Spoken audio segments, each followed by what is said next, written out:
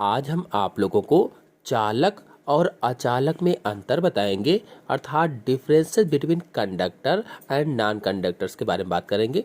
इसी को दूसरे नाम से भी पूछा जाता है, जैसे सुचालक और कुचालक में अंतर बताइए। तो चलिए शुरू करते हैं। पहला अंतर है वह पदार्थ जिनमें आवेश एक स्थान से दूसरे स्थान को सुगमता से प्रवाहित हो जाता है उन्हें विद्युत के चालक अथवा सुचालक कहा जाता है।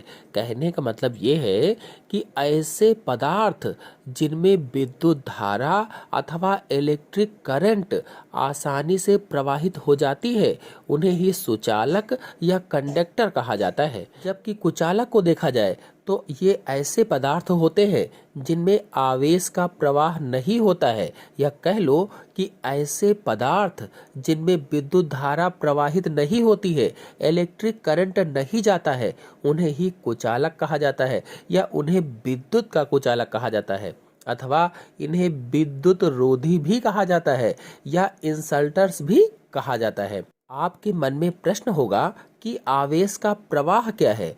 तो विद्युत आवेश के प्रवाह को ही विद्युत धारा अथवा इलेक्ट्रिक करंट कहा जाता है। ये वैसे ही होता है जैसे नदी में जल के प्रवाह को जल धारा कहा जाता है, उसी तरह से विद्युत आवेश के प्रवाह को विद्युत धारा कहा जाता है। अब आते हैं दूसरे पॉइंट पर।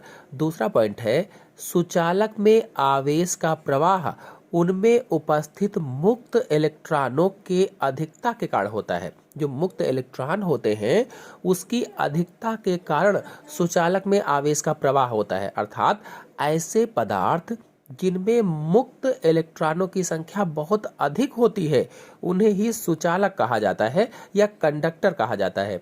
जबकि जो कुचालक होते हैं, कुचालकों में मुक्त इलेक्ट्रॉनों की संख्या बहुत ही कम होती है, अथवा कह लीजिए कि शून्य होती है या होती ही नहीं है। इनमें आवेश का प्रवाह संभव नहीं होता है।